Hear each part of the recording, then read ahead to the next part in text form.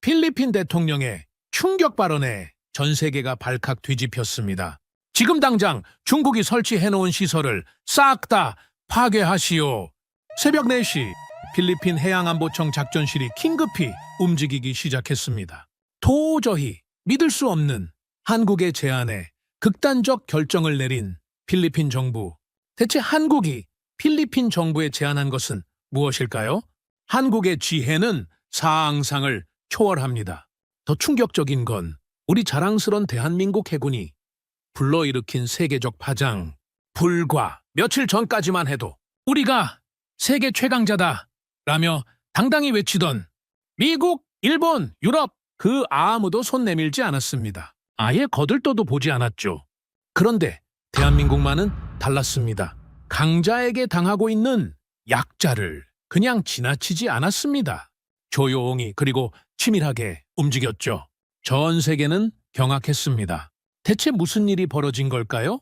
그 전에 잠깐 1초 만에 누를 수 있는 좋아요 버튼을 꾹 눌러주시면 영상 제작에 아주 큰 힘이 됩니다. 그럼 바로 시작하겠습니다. 차관님, 큰일 났습니다.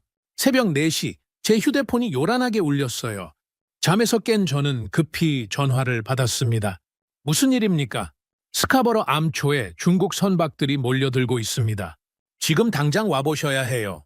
저는 필리핀 외무부에서 해양안보 담당 차관으로 일하고 있는 산토스입니다. 30년 동안 외교관으로 살아오면서 크고 작은 위기들을 겪어봤지만 이런 긴급 상황은 처음이었어요. 사실 저는 젊은 시절부터 우리나라 바다를 지키는 일에 평생을 바쳐왔습니다. 외교학을 전공하고 해양법 박사학위까지 받은 것도 모두 이 바다를 지키기 위해서였죠. 결혼도 늦게 했어요. 아내는 항상 당신은 바다와 결혼한 거 아니냐고 농담했지만 저에겐 정말 소중한 사명이었거든요. 그런 제가 지금 가장 큰 위기를 맞고 있었습니다. 저는 잠옷차림으로 차에 뛰어올랐어요. 20분 만에 해양경비대 작전실에 도착했죠. 문을 열자마자 보인 광경에 저는 숨이 막혔습니다. 거대한 스크린에 빨간 점들이 가득했어요. 237개나 되는 점들이 우리 영해를 완전히 포위하고 있었거든요. 이게 전부 중국 선박입니까? 작전실장 페레즈 대령이 창백한 얼굴로 답했습니다. 네, 차관님. 어선으로 위장했지만 전부 군용 레이더를 달고 있어요. 이건 명백한 침입입니다. 저는 30년 외교관 경력 동안 이런 규모의 도발은 본 적이 없었어요. 레이더 화면을 뚫어져라 바라보니 온몸에 소름이 돋았습니다. 언제부터 몰려들기 시작했습니까? 어젯밤 10시경부터요. 계속 늘어나고 있습니다. 237척이라니 우리 해군 전력보다 많은 숫자였거든요. 저는 즉시 상황의 심각성을 깨달았어요. 그때 또 다른 충격적인 보고가 들려왔습니다. 차관님, 피어리 크로스에서도 이상 상황이 발생했어요. 무슨 일이죠? 중국이 24시간 준설 작업을 하고 있습니다. 거대한 인공섬을 만들고 있어요. 저는 피가 거꾸로 솟는 느낌이었어요. 피어리 크로스는 수심이 2m밖에 안 되는 작은 암초였거든요. 그런데 거기에 무엇을 만든다는 걸까요? 규모가 어느 정도입니까? 3,000m 활주로 건설이 가능한 크기로 확장하고 있어요. 폭격기까지 뜰 수 있는 규모입니다. 저는 온몸이 떨렸습니다. 해양법 전문가인 제가 보기에도 이건 명백한 주권 침해였어요. 우리 바다에 중국 군사기지를 건설하려는 계획이었죠. 지금 즉시 중국 측에 항의하십시오. 하지만 더 끔찍한 소식이 기다리고 있었어요. 차관님, 방금 마누엘 산체스 어민이 중국 해경에 억류됐습니다. 뭐라고요? 저는 마누엘을 알고 있었어요. 2년 전 어민 대표로 외무부에 찾아와서 중국 선박들의 불법 조업을 신고했던 사람이었거든요. 3대째 어부인 선량한 사람이었죠. 스카버러 암초 근처에서 조업하던 중 중국 해경이 강제로 연행했어요. 지금 중국 선박에 억류된 상태입니다. 저는 주먹을 꽉 쥐었어요. 할아버지 때부터 그 바다에서 고기를 잡아왔는데 왜 억류당해야 하는 거죠? 즉시 중국 해경과 교신하십시오. 무정위에서 중국어가 들려왔어요. 저는 중국어를 유창하게 할 수 있었습니다. 외교관으로서 필수 언어였거든요. 이쪽은 필리핀 해양경비대입니다. 우리 어민을 즉시 석방하십시오. 중국 해경 함장의 목소리는 차갑고 오만했어요. 이 해역은 중국 관할입니다. 불법 침입한 어민은 중국 법률에 따라 처리될 것입니다. 저는 30년 외교 경험을 총동원해서 대응했습니다. 무슨 소리입니까? 이곳은 국제법상 필리핀 영해예요. UN 해양법 협약을 무시하시겠습니까? 중국의 역사적 권리를 부정하는 주장은 받아들일 수 없습니다. 즉시 이 해역에서 철수하십시오. 무전이 끊어졌어요. 저는 분노로 온몸이 부들부들 떨렸습니다. 30년 외교관 생활에서 이렇게 모욕적인 대우를 받은 건 처음이었어요. 2시간 후 마누엘의 가족들이 외무부로 몰려왔어요. 아내 마리아가 울음을 터뜨리며 저에게 매달렸습니다. 차관님, 제발 우리 남편을 구해주세요. 아이들이 아빠를 찾고 있어요. 저는 가슴이 먹먹했어요. 외교관으로서 국민을 보호하지 못하는 상황이 너무 괴로웠거든요. 마리아 씨, 최선을 다해 협상하고 있습니다. 하지만 중국은 너무 강해요. 우리가 어떻게 당해낼 수 있겠어요? 우리 조상들이 200년 동안 고기 잡던 바다인데 왜 우리가 쫓겨나야 해요? 저는 할 말이 없었습니다. 해양법 전문가로서, 외교관으로서 이 상황을 해결해야 하는데 방법이 보이지 않았거든요. 오후 6시, 대통령 긴급회의가 소집됐어요. 저도 해양안보 전문가로 참석했습니다. 대통령이 무거운 표정으로 입을 열었어요. 산토스 차관, 현재 상황을 정확히 보고해 주십시오. 저는 30년 경험을 바탕으로 상황을 분석했습니다. 이번 중국의 행동은 단순한 도발이 아닙니다.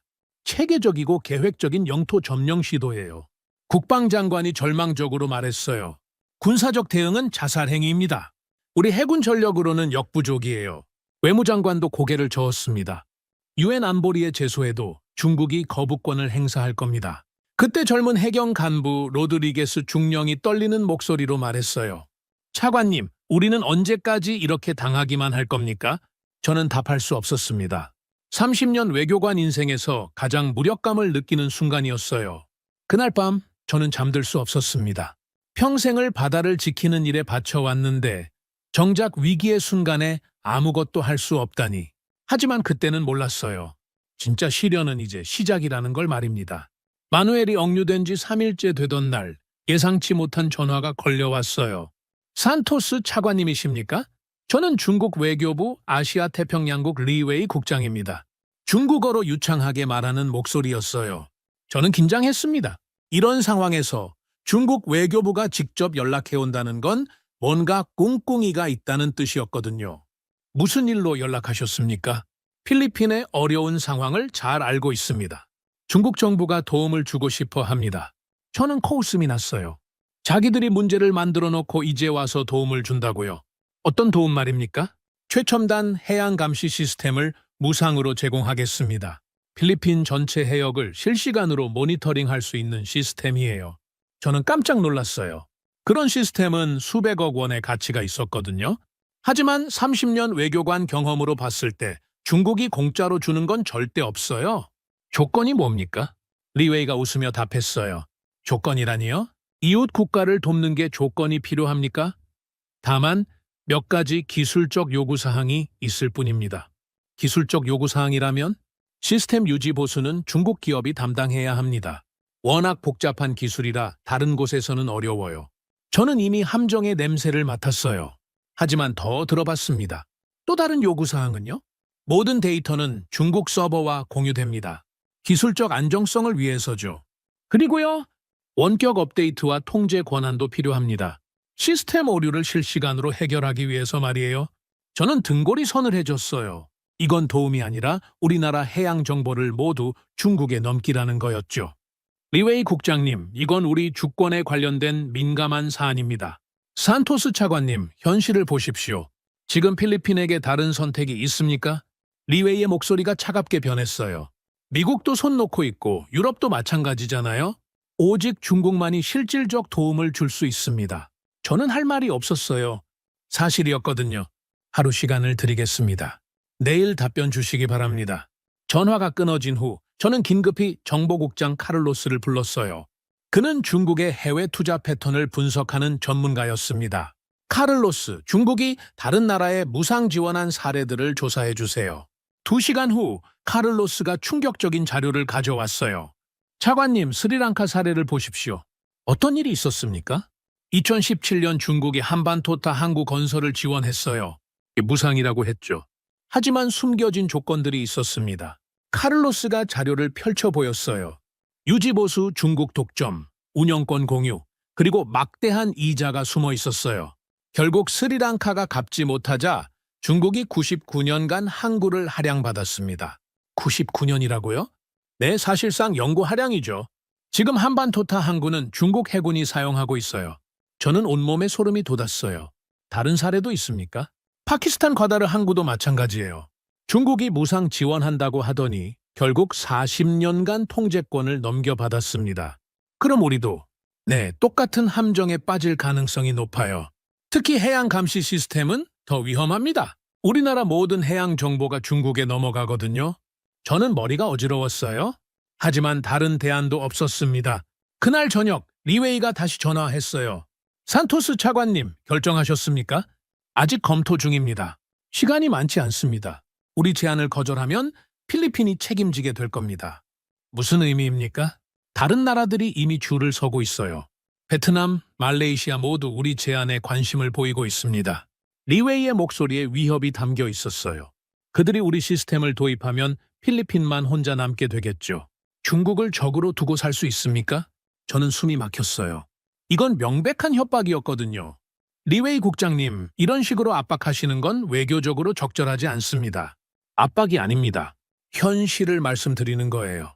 지금 남중국해에서 중국을 거스르고 살아남은 나라가 있습니까? 하지만 마누엘 산체스 어민 이야기도 나왔으니 말인데 그분 석방 문제도 이번 협상과 연결될 수 있어요. 저는 피가 거꾸로 솟았어요. 사람을 인질로 잡아놓고 협상 카드로 쓰겠다는 거였죠. 그게 무슨 말입니까? 우호적 관계에서는 이런 문제들이 쉽게 해결되죠. 하지만 적대적 관계라면 리웨이가 말끝을 흐렸어요. 하지만 의미는 명확했습니다. 내일까지 답변 주시기 바랍니다. 그 이후로는 이 제안이 철회될 수 있어요. 전화가 끊어진 후 저는 온몸이 떨렸어요. 이건 선택이 아니라 협박이었거든요. 그날 밤 저는 잠들 수 없었어요. 창밖을 바라보며 생각했습니다. 중국 제안을 받아들이면 우리나라는 중국의 속국이 되는 거죠. 하지만 거절하면 마누엘은 어떻게 될까요? 우리 바다는 어떻게 지킬까요? 아내가 걱정스러운 표정으로 물었어요. 여보, 무슨 일이에요? 며칠째 이렇게 고민하고 있잖아요? 큰 결정을 해야 해서요. 어떤 결정인데요? 저는 말할 수 없었어요. 국가기밀이었거든요. 하지만 이 결정이 우리나라 운명을 바꿀 수도 있다는 걸 알고 있었습니다. 새벽 3시, 저는 여전히 뒤척이고 있었어요. 과연 우리에게 다른 선택이 있을까요? 정말 중국의 제안을 받아들여야 할까요? 그런데 그때는 몰랐어요. 전혀 예상치 못한 곳에서 희망의 전화가 올 거라는 걸 말입니다. 리웨이가 준 마감 시간이 12시간밖에 남지 않은 상황이었어요. 저는 절망적인 심정으로 마지막 카드를 꺼내 들었습니다. 국제사회에 긴급 지원을 요청하는 거였죠. 새벽 6시부터 저는 전화기를 붙잡고 살았어요. 30년 외교관 인맥을 총동원해서 각국 대사관과 외무부에 연락했습니다. 커피를 연달아 마시며 국제 전화를 걸어댔죠. 워싱턴에 연결해 주세요. 긴급 사안입니다. 첫 번째는 미국이었어요. 우리의 오랜 동맹국이니까 당연히 도와줄 거라고 생각했죠. 하버드에서 함께 공부했던 스미스 차관보에게 직접 연락했습니다. 스미스 차관보님, 필리핀이 매우 위급한 상황입니다. 중국의 무력 위협에 직면해 있어요. 미국 국무부 스미스 차관보의 대답은 차가웠습니다. 옛 동창의 따뜻함은 전혀 느껴지지 않았어요. 산토스 차관, 미국의 입장은 이미 명확합니다. 남중국해 문제는 당사국들이 평화적으로 해결하기 바랍니다. 하지만 중국이 우리 영해를 점령하고 있어요. 국제법 위반입니다. 미국이 주창하는 법치주의는 어디 갔습니까? 외교적 지지는 계속하겠지만 직접적인 군사 개입은 어렵습니다. 그럼 무기 지원이라도 과거에도 여러 번 도와주셨잖아요? 의회 승인이 필요한 사안입니다. 시간이 오래 걸릴 거예요.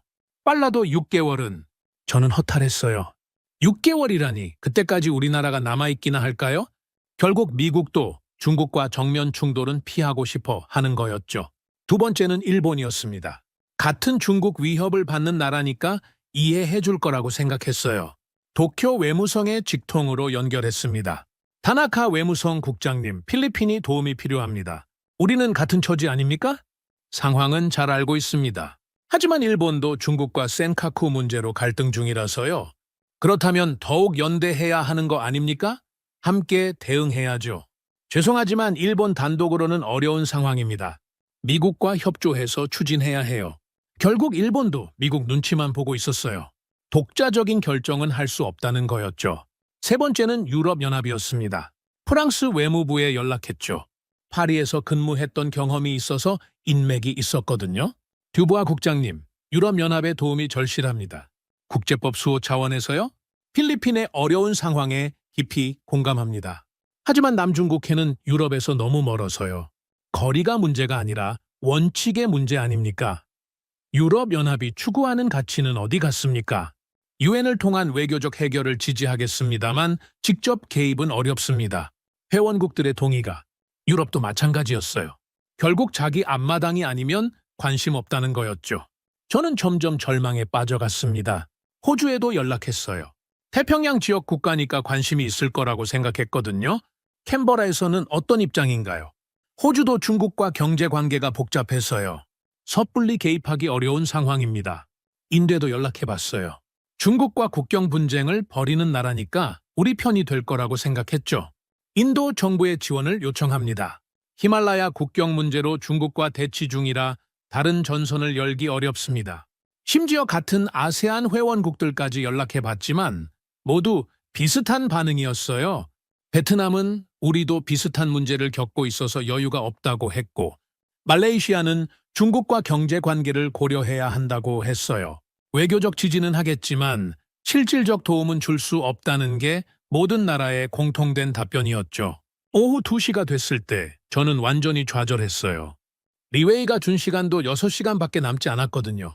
사무실 창밖을 바라보니 마닐라 시민들이 평범한 일상을 보내고 있었어요. 이들은 자신의 나라가 얼마나 위험한 상황에 처해 있는지 모르고 있었죠. 차관님, 중국 대사관에서 다시 연락 왔습니다. 비서가 긴장한 표정으로 들어와서 말했어요. 뭐라고 합니까? 최종 답변 시간을 확인하겠다고 해요. 그리고 마누엘 산체스 어민의 상태가 악화되고 있다고 합니다. 저는 주먹을 꽉 쥐었어요. 이건 명백한 협박이었거든요. 무고한 어민을 인질로 잡아놓고 압박하는 거였죠. 알겠습니다. 잠시 후에 답변 드리겠다고 하세요. 비서가 나간 후 저는 창밖을 바라봤어요. 정말 중국의 제안을 받아들여야 하나? 다른 방법은 정말 없는 건가? 30년 외교관 생활에서 이렇게 무력감을 느낀 적은 처음이었어요. 그때였어요. 전화벨이 또 울렸습니다. 저는 지친 목소리로 전화를 받았어요. 산토스 차관님이십니까? 저는 한국대사관 김성호 공사입니다. 한국이라고요? 저는 깜짝 놀랐어요. 한국과는 그동안 별로 접촉이 없었거든요. 경제협력 정도만 있었지 안보 문제로는 처음이었어요. 네, 무슨 일로 연락하셨습니까? 김성호 공사의 목소리는 따뜻하고 진정성이 있었어요. 하루 종일 차가운 거절만 들었던 저에게는 마치 단비 같았습니다. 필리핀의 어려운 상황을 들었습니다. 한국 정부가 도움을 드리고 싶어 합니다. 저는 믿기지 않았어요. 미국, 일본, 유럽이 모두 거절한 상황에서 한국이 도움을 주겠다고요? 처음에는 경제적 지원 정도를 말하는 줄 알았어요. 어떤 도움을 말씀하시는 겁니까? 한국 해군의 울산급 호위함을 제공하겠습니다. 호위함을요? 저는 깜짝 놀랐어요. 호위함은 수백억 원짜리 무기체계였거든요. 이건 단순한 경제 지원과는 차원이 다른 얘기였어요. 네, 필리핀 해군이 사용할 수 있도록 이양하겠습니다. 최신 레이더와 무기체계가 모두 탑재된 상태로요. 그런데 가격이 상징적으로 11만 원만 받겠습니다. 저는 전화기를 꽉 잡았어요. 11만 원이라고요? 이건 사실상 무상 지원이었죠. 하루 종일 거절만 당하다가 이런 제안을 받으니 꿈인지 현실인지 헷갈렸어요. 왜 그렇게 해주시려는 겁니까? 한국에게 무슨 이익이 있습니까? 김성호 공사의 목소리가 더욱 진지해졌어요. 1950년 한국전쟁 때를 기억하십니까? 필리핀이 우리를 도와주셨죠. 저는 순간 멍해졌어요. 70년도 더 된 일을 기억하고 있다는 거였죠. 솔직히 저도 어렴풋이만 알고 있던 역사였어요. 7,400 20명의 필리핀 청년들이 한국을 위해 참전했습니다. 107명이 전사하고 299명이 부상당했어요. 김성호 공사의 목소리에 깊은 감정이 묻어났습니다. 그분들이 흘린 피와 눈물을 한국은 절대 잊지 않았습니다. 이제 우리가 보답할 때입니다. 저는 목이 메었어요. 이런 이유로 도움을 주겠다는 나라는 처음이었거든요. 하루 종일 국익만 계산하는 차가운 답변들을 들었는데 이렇게 따뜻한 마음을 보여주는 나라가 있다니. 정말 그런 이유로요? 다른 조건은 없습니까? 네, 한국 대통령께서 직접 지시하셨습니다. 받은 은혜를 갚으라고 말이죠. 하지만 중국이 가만히 있지 않을 텐데요. 한국도 경제적 피해를 각오해야 할 텐데요. 그건 우리가 감수할 일입니다. 옳은 일이니까요. 돈으로 계산할 수 없는 가치가 있습니다. 저는 눈물이 날 것 같았어요. 30년 외교관 생활에서 이렇게 감동받은 적은 처음이었습니다. 김 공사님, 구체적인 조건들을 논의해야겠습니다. 조건은 간단합니다. 필리핀 해군 승조원들의 훈련 비용, 기술 지원, 유지 보수, 모든 걸 한국이 부담하겠습니다. 무상으로요? 네, 완전 무상입니다. 단 하나 바라는 게 있다면 저는 잠시 긴장했어요. 역시 조건이 있구나 싶었죠. 필리핀도 언젠가 어려운 나라가 있으면 도와주셨으면 합니다. 받은 도움을 다시 나누는 거죠. 저는 감동으로 말문이 막혔어요. 이런 조건이라면 기꺼이 받아들일 수 있었거든요. 1시간 후에 대사관에서 만나겠습니다. 저는 급히 대통령궁으로 향했어요. 긴급 회의를 요청했습니다. 대통령과 주요 강요들이 모였어요. 경제장관 리베라, 국방장관 산체스, 외무장관 곤살레스가 참석했습니다. 저는 한국의 제안을 자세히 설명했어요. 리베라 경제장관이 즉시 반대했습니다.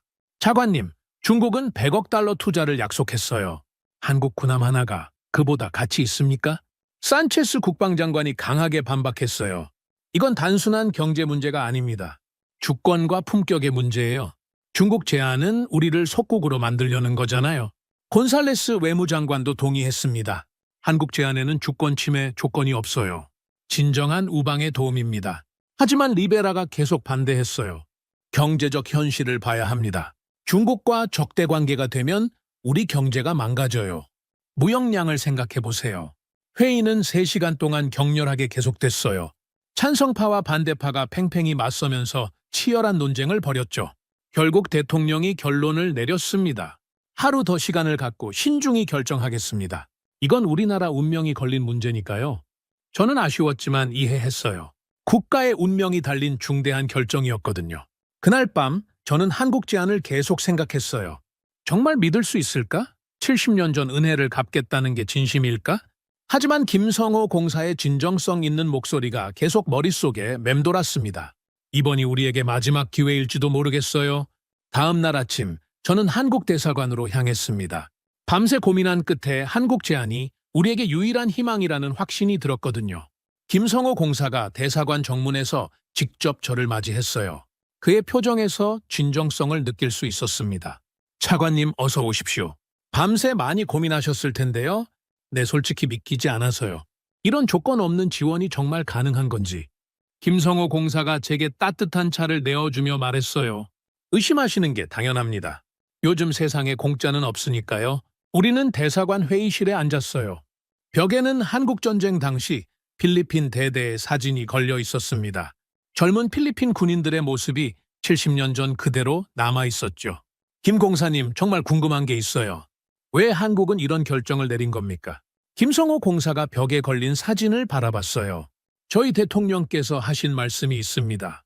받은 은혜를 잊는 나라는 품격이 없는 나라다라고 하셨거든요. 품격이요? 네, 국가에도 품격이 있다고 생각해요. 돈으로 계산할 수 없는 가치 말입니다. 저는 30년 외교관 생활에서 이런 말을 처음 들었어요. 대부분의 나라들은 국익만 계산했거든요. 하지만 현실적으로 한국도 손해를 보게 될 텐데요. 중국의 경제 보복이 있을 거고. 차관님, 저희가 계산해본 결과 단기적으로는 손해일 수 있어요. 하지만 장기적으로는 그렇지 않을 겁니다.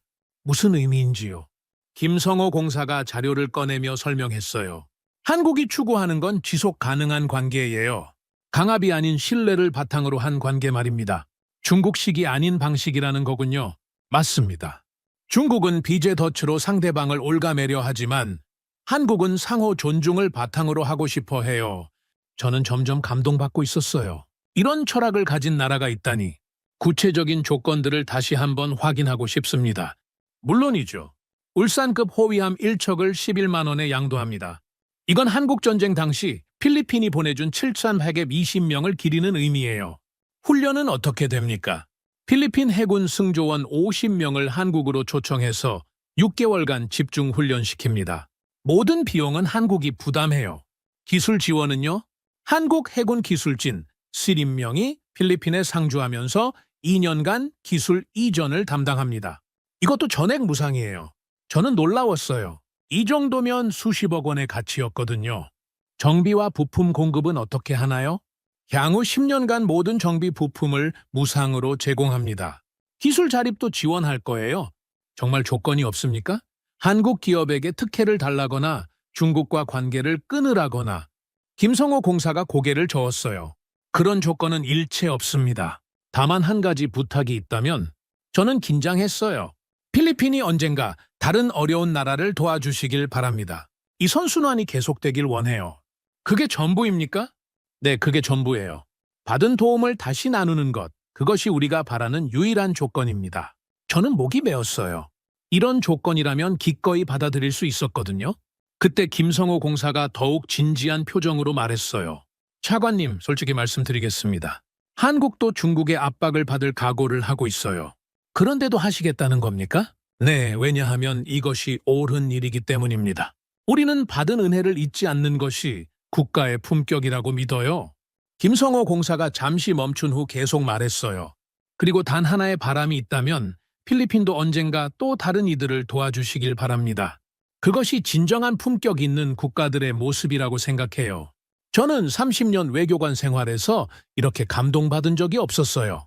이건 단순한 거래가 아니라 철학이었거든요. 김 공사님, 한국의 진심을 확실히 느꼈습니다. 대통령께 강력히 건의하겠어요. 감사합니다. 참, 한 가지 더 말씀드릴 게 있어요. 무엇입니까? 이 호위함에는 특별한 이름을 붙이고 싶습니다. 필리핀 의리함이라고요. 의리함이요? 네, 70년 전 필리핀이 보여준 의리를 기리는 의미입니다. 그리고 앞으로도 우리 두 나라가 의리로 맺어지길 바라는 마음이에요. 저는 완전히 감동했습니다. 이 정도의 정성이면 더 이상 의심할 여지가 없었어요. 대사관을 나온 후 저는 바로 대통령궁으로 향했습니다. 긴급 회의를 다시 요청했어요. 대통령실에는 어제와 같은 멤버들이 모였습니다. 하지만 분위기는 달랐어요. 중국의 최후 통첩 시간이 6시간밖에 남지 않았거든요. 각하, 한국과의 협상을 마쳤습니다. 대통령이 긴장한 표정으로 물었어요. 결과가 어떻습니까? 저는 한국의 제안을 상세히 보고했습니다. 11만 원의 상징적 가격, 완전 무상 훈련, 기술 이전, 부품 지원까지 모든 내용을 설명했어요. 리베라 경제장관이 여전히 반대했습니다. 각하, 중국은 100억 달러예요. 한국 제안과는 규모가 다릅니다. 하지만 산체스 국방장관이 강력히 반박했어요. 장관님, 100억 달러가 무슨 소용입니까? 우리 주권을 팔아넘기는 건데요. 곤살레스 외무장관도 동의했습니다. 한국 제안은 조건이 깨끗해요. 주권 침해가 전혀 없습니다. 그때 정보국장 카를로스가 새로운 정보를 가져왔어요. 각하, 중국이 다른 아세안 국가들에게도 같은 제안을 하고 있다는 정보가 있습니다. 무슨 말입니까? 베트남과 말레이시아에도 해양 감시 시스템을 제안했대요. 우리만 타겟이 아니라는 뜻입니다. 이 정보가 상황을 바꿔놓았어요. 중국이 남중국해 전체를 통제하려는 거대한 계획의 일부라는 게 명확해졌거든요. 대통령이 깊은 한숨을 쉬었어요. 산토스 차관, 한국 제안에 대한 개인적 의견은 어떻습니까? 각하, 저는 30년 외교관으로 살면서 이런 순수한 선의를 본 적이 없습니다. 한국의 진심을 의심할 이유가 없어요. 정말 조건이 없다고 봅니까? 네, 오히려 우리에게 언젠가 다른 나라를 도우라고 부탁하더군요. 이런 조건이라면 기꺼이 받아들일 수 있습니다. 대통령이 강요들을 둘러봤어요. 마지막으로 의견을 들어보겠습니다. 산체스 국방장관이 먼저 말했어요. 각하, 한국안을 지지합니다. 이것이 우리 주권을 지키는 길입니다. 곤살레스 외무장관도 동의했습니다. 저도 한국안에 찬성합니다. 장기적으로 훨씬 유리해요. 리베라 경제장관만 여전히 망설였어요. 경제적 손실이 걱정됩니다만 다수 의견을 따르겠습니다. 대통령이 최종 결정을 내렸습니다. 한국의 제안을 수용합니다. 산토스 차관, 즉시 한국 측에 연락하십시오. 저는 가슴이 벅찼어요. 드디어 희망의 빛이 보이는 순간이었거든요. 김성호 공사에게 즉시 전화했습니다. 공사님, 필리핀 정부가 한국의 제안을 받아들이기로 결정했습니다. 정말입니까? 감사합니다, 차관님. 언제 호위함을 인계받을 수 있습니까? 2주 후 부산항에서 인계식을 갖겠습니다. 그때 필리핀 해군 승조원들도 함께 오시면 바로 훈련을 시작할 수 있어요. 마침내 우리에게도 희망이 생겼습니다. 중국의 거대한 압박 앞에서도 굴복하지 않을 수 있는 힘을 얻게 된 거죠. 그날 저녁, 저는 오랜만에 편안한 마음으로 잠자리에 들 수 있었어요. 한국이라는 진정한 친구를 만난 것 같았거든요. 2주 후, 저는 필리핀 해군 대표단과 함께 부산항에 도착했습니다. 인천공항에서 부산까지 가는 내내 마음이 설렜어요. 정말 꿈 같은 일이 현실이 되는 순간이었거든요. 부산항에 도착하자 한국 해군 의장대가 우리를 맞이했습니다. 태극기와 필리핀 국기가 나란히 걸려있는 모습을 보니 가슴이 벅찼어요. 김성호 공사가 저를 반갑게 맞아주었습니다. 차관님, 부산에 오신 것을 환영합니다. 오늘이 역사적인 날이 될 거예요. 정말 실감이 나지 않아요. 이런 일이 가능하다니. 우리는 부산항 1부두로 향했습니다. 거기서 저는 평생 잊지 못할 광경을 보게 됐어요. 거대한 울산급 호위함이 우리를 기다리고 있었습니다. 길이 102m, 배수량 2,300톤의 위풍당당한 모습이었죠. 함포와 미사일 시스템까지 완벽하게 갖춘 최신 전투함이었어요. 저게 정말 우리 것이 되는 겁니까? 필리핀 해군 사령관 델 로사리오 제독이 믿기지 않는다는 표정으로 물었어요. 한국 해군 작전사령관 박중호 제독이 다가와서 설명했습니다. 네, 이 함정은 이제 필리핀 해군 소속입니다. 함명도 필리핀 의리함으로 명명했어요. 의리함이라니 정말 의미 깊은 이름이군요. 박 제독이 우리를 함정으로 안내했어요. 갑판에 올라서자 필리핀 국기가 마스트에 펄럭이고 있었습니다. 그 순간 저는 눈물이 날 것 같았어요. 이 함정의 성능을 간단히 설명드리겠습니다. 한국 해군 기술장교가 각종 장비들을 보여줬어요. 최신 3차원 대공 레이더, 해상 감시 레이더, 전자전 시스템이 모두 탑재되어 있습니다. 델 로사리오 제독이 놀라며 물었어요. 이 레이더로 얼마나 멀리까지 탐지할 수 있습니까? 200km 이상 가능합니다. 중국 함정들의 움직임을 미리 파악할 수 있어요. 정말입니까? 네, 그리고 이 함포는 자동 사격 통제 시스템과 연동됩니다. 정확도가 매우 높아요. 필리핀 해군 장교들이 연신 감탄했어요. 우리가 보유한 함정들과는 차원이 다른 수준이었거든요. 미사일 시스템은 어떻습니까? 대함미사일과 대공미사일이 모두 탑재되어 있습니다. 중국 함정들이 함부로 접근하지 못할 거예요. 인계식이 시작됐습니다. 한국 해군기와 필리핀 해군기가 교체되는 순간 저는 정말 감격스러웠어요. 김성호 공사가 마이크를 잡고 말했습니다. 70년 전 필리핀이 보여준 의리를 한국은 절대 잊지 않았습니다. 이제 우리가 그 은혜를 갚을 때입니다. 박중호 제독도 감동적인 말을 했어요. 이 함정이 필리핀의 바다를 지키는 든든한 방패가 되길 바랍니다. 인계식이 끝난 후 본격적인 훈련이 시작됐습니다. 필리핀 해군 승조원 50명이 한국 해군 교관들로부터 집중 교육을 받았어요. 첫날부터 한국 해군의 전문성에 놀랐습니다. 레이더 조작법부터 차근차근 알려드리겠습니다. 한국 해군 교관이 친절하게 설명했어요. 단순히 버튼 누르는 법만 가르치는 게 아니라 원리부터 설명해 줬거든요. 왜 이렇게 자세히 가르쳐 주십니까? 필리핀 해군 소령 라모스가 물었어요. 진정한 기술 이전이 목표니까요. 여러분이 완전히 자립할 수 있을 때까지 도와드릴 겁니다. 이런 정성을 보이는 나라는 처음이었어요. 보통은 핵심 기술은 숨기고 기본적인 것만 가르쳐 주거든요. 3일째 되던 날 실습 훈련이 시작됐습니다. 부산 앞바다에서 실제 함포 사격 훈련을 했어요. 목표물 거리 5km 사격 준비! 한국 해군 교관의 지시에 따라 필리핀 승조원이 사격 통제 시스템을 조작했습니다. 발사! 함포가 불을 뿜으며 포탄이 날아갔어요. 정확히 목표물을 명중시켰습니다. 믿을 수 없어요. 이렇게 정확할 수가? 델로사리오 제독이 감탄했어요. 우리가 가진 함정들과는 완전히 다른 수준이군요. 한국 해군 교관이 자랑스럽게 설명했습니다. 한국 방산기술의 집약체입니다. 내구성과 정밀함을 모두 갖췄어요. 그때 한국 해군 기술진이 더욱 놀라운 걸 보여줬어요. 이 함정의 엔진실을 보시겠습니까? 엔진실에 들어가 보니 모든 게 체계적으로 정리되어 있었어요. 정비 매뉴얼도 필리핀어로 번역되어 있었습니다. 이것까지 번역해 주셨다고요? 당연하죠. 여러분이 완전히 독립적으로 운용할 수 있어야 해요. 저는 정말 감동했어요. 이 정도의 정성이면 의심할 여지가 없었거든요. 일주일 후 필리핀으로 돌아왔습니다. 부산항에서 마닐라까지 직접 항해해온 필리핀 의리함이 마닐라만에 입항하는 순간 수천 명의 시민들이 환영했어요. 필리핀 언론들이 대서특필했습니다. 받은 은혜를 잊지 않는 한국, 진정한 품격 외교. 70년 만에 돌아온 의리, 한 필리핀 형제와의 꽃피다. 조건 없는 지원, 이것이 진정한 우방. 언론 인터뷰에서 저는 이렇게 말했어요. 한국은 우리에게 희망을 주었습니다. 돈으로 계산할 수 없는 진정한 우정을 보여줬어요. 하지만 중국의 반응은 즉각적이고 가혹했습니다. 인계식이 끝난 지 이틀 만에 중국이 경제 보복을 시작했어요. 차관님, 중국이 우리 수산물 수입을 전면 금지했습니다. 비서가 급하게 달려와서 보고했어요. 무슨 이유로요? 안전 기준에 미달한다는 핑계를 댔어요. 하지만 명백한 보복이죠. 수산업은 필리핀의 주요 수출 산업 중 하나였어요. 연간 수십억 달러 규모였거든요. 그 다음 날에는 더 충격적인 소식이 들려왔습니다. 관광업계에서 비상이 걸렸습니다. 중국이 필리핀 관광을 금지했어요. 전면 금지라고요?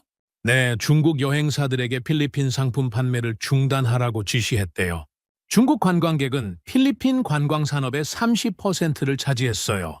이건 정말 큰 타격이었죠. 3일째에는 금융 제재까지 시작됐습니다. 중국 은행들이 필리핀 기업들과의 거래를 중단하고 있습니다. 대출도 회수하고 있고요. 경제계가 술렁이기 시작했어요. 중국과 거래하는 기업들이 패닉 상태에 빠졌거든요. 리베라 경제장관이 제게 찾아왔습니다. 차관님, 이 상황을 어떻게 할 겁니까? 경제가 마비될 수도 있어요. 잠시 버텨보면 되지 않을까요? 벌써 실업률이 오르기 시작했어요. 국민들이 불안해하고 있습니다. 정말 어려운 상황이었어요. 한국의 도움은 받았지만 중국의 보복도 만만치 않았거든요. 그때 더 나쁜 소식이 들려왔습니다. 차관님, 중국 대사관에서 연락 왔어요. 뭐라고 합니까? 마누엘 산체스 어민을 재판에 회부하겠다고 해요. 불법 침입죄로요. 저는 분노가 치밀었어요. 사람을 인질로 잡아놓고 계속 협박하는 거였죠. 그날 밤 대통령궁에서 긴급회의가 열렸습니다. 리베라 경제장관이 불안해했어요. 각하, 경제 상황이 심각합니다. 이대로 가면 국가 부도 사태까지 갈 수도 있어요. 한국 함정 하나 때문에 이런 대가를 치러야 합니까? 내부에서도 동요가 시작됐어요. 친중파 의원들이 재고를 요구하기 시작했거든요. 차관님, 정말 이 길이 맞습니까? 대통령이 저에게 물었어요. 각하, 지금 힘들어도 버텨야 합니다. 중국에 굴복하면 영원히 속국이 돼요. 하지만 국민들이 고통받고 있잖아요. 정말 어려운 순간이었어요. 과연 우리가 올바른 선택을 한 걸까요? 그런데 그때는 몰랐어요. 곧 필리핀 의리함이 진짜 실력을 보여줄 때가 올 거라는 걸 말입니다. 중국의 경제 보복이 한 달째 계속되던 어느 날, 정말 예상치 못한 일이 벌어졌습니다. 새벽 5시 급한 전화벨이 울렸어요. 차관님, 중국이 다시 움직이고 있습니다. 해양경비대 작전실장의 다급한 목소리였어요. 무슨 일입니까? 스카버러 암초에 중국 함정 12척이 집결했어요. 이번엔 해군 함정들도 포함되어 있습니다. 저는 급히 옷을 입고 작전실로 달려갔어요. 레이더 화면을 보니 정말 심각한 상황이었습니다. 규모가 어느 정도입니까? 구축함 2척, 호위함 4척, 해경함정 6척입니다. 지금까지 본 중 가장 큰 규모예요. 이건 단순한 도발이 아니었어요. 명백한 무력 시위였죠. 더 충격적인 소식이 이어졌습니다. 차관님, 중국이 우리 어민을 또 억류했어요. 누구를요?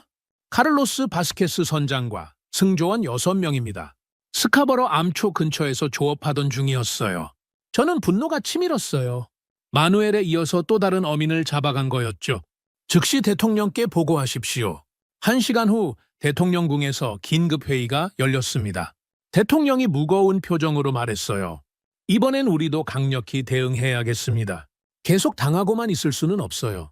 산체스 국방장관이 제안했습니다. 각하, 필리핀 의리함을 출동시키는 게 어떨까요? 실전에 투입한다는 말입니까? 네, 이제 그럴 때가 됐다고 생각합니다. 저는 가슴이 두근거렸어요. 한국에서 받은 함정이 드디어 실전에 나서는 순간이었거든요. 하지만 위험하지 않을까요? 중국 함정들이 12척이나 되는데 델로사리오 제독이 자신 있게 답했어요. 각하, 한국 함정의 성능을 믿으셔야 합니다. 충분히 대응할 수 있어요. 대통령이 최종 결정을 내렸습니다. 필리핀 이리함 즉시 출동하십시오. 2시간 후 필리핀 의리함이 마닐라만을 떠나 스카버러 암초로 향했습니다. 저도 함께 승선했어요. 이 역사적인 순간을 직접 목격하고 싶었거든요. 함장 라모스 대령이 상황을 브리핑했습니다. 차관님, 3시간 후면 목표 해역에 도착합니다. 중국 함정들의 움직임은 어떻습니까? 여전히 스카버러 암초 주변에 집결해 있어요. 우리 어민들을 포위하고 있습니다. 함교에 올라가니 한국제 레이더가 작동하고 있었어요. 200km 밖의 상황까지 선명하게 보였습니다. 정말 놀라운 성능이군요. 레이더 요원이 자랑스럽게 설명했어요. 한국 기술진들이 완벽하게 훈련시켜줬어요. 이제 우리도 중국 함정들을 미리 파악할 수 있습니다. 목표 해역에 도착했을 때 긴장감이 최고조에 달했어요. 전방 15km에 중국 함정들이 보입니다. 망원경으로 보니 중국 함정들이 위협적으로 배치되어 있었어요. 우리 어선을 완전히 포위한 상태였죠. 라모스 함장이 무전을 켰습니다. 이쪽은 필리핀 해군입니다. 즉시 우리 어민을 석방하십시오.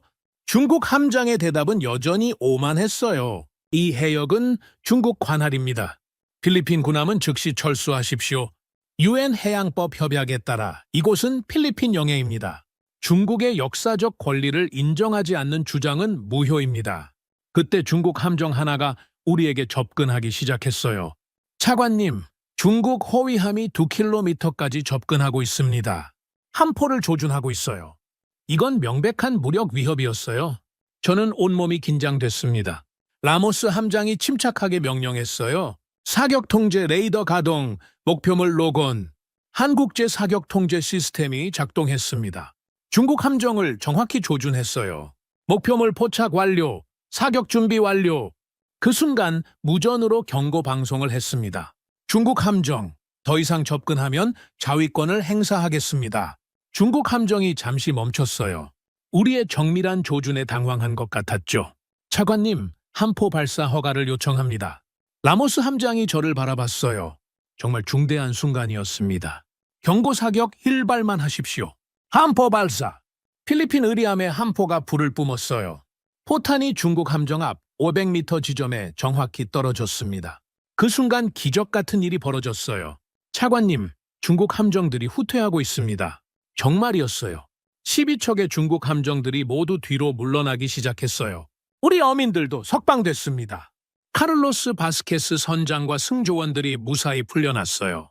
저는 믿을 수 없었습니다. 한 척의 함정이 12척을 물러나게 한 거였어요. 한국 함정의 위력이 정말 대단하군요. 델로사리오 제독이 감탄했어요. 그날 저녁 전 세계 언론들이 이 소식을 대서특필했습니다.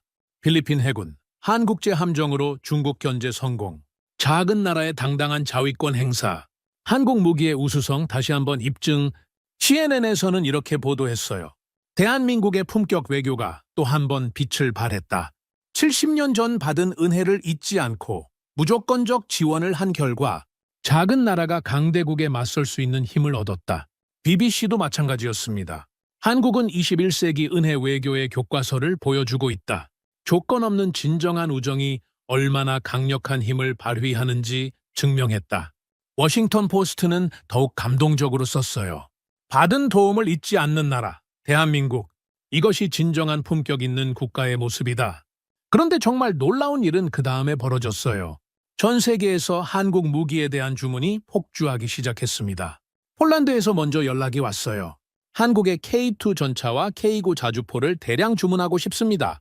몇 대나 주문하시겠습니까? 전차 180대, 자주포 201대요. 이건 수조 원 규모의 계약이었어요. 사우디아라비아에서도 연락 왔습니다. 한국의 탄도미사일 방어 시스템 도입을 검토하고 있습니다. 호주에서는 K 장갑차 공급 계약을 요청했어요. 필리핀에서 보여준 성능에 깊은 인상을 받았습니다. 루마니아도 마찬가지였어요. K 방산 장비 수입을 대폭 확대하고 싶습니다. 노르웨이, 에스토니아, 체코까지 줄줄이 주문이 들어왔어요. 국제 군사전시회에서는 한국관 부스에 인산인해를 이뤘습니다. 한국 무기의 실전 성능이 입증됐으니까 믿을만하다. 필리핀 사례를 보니 정말 우수한 것 같다. 각국 군사 관계자들이 한국 부스 앞에 길게 줄을 섰어요. 한국 방산업체 직원이 감격스러워했습니다. 이런 일은 처음이에요. 하루에 수십 개국에서 문의가 쏟아지고 있어요. 심지어 미국 언론도 놀라워했어요. K방산이 세계 군사무기의 새로운 스탠다드로 부상하고 있다. 품질과 성능, 그리고 신뢰성까지 모두 갖춘 무기체계다. 영국 군사 전문지에서는 이렇게 평가했습니다.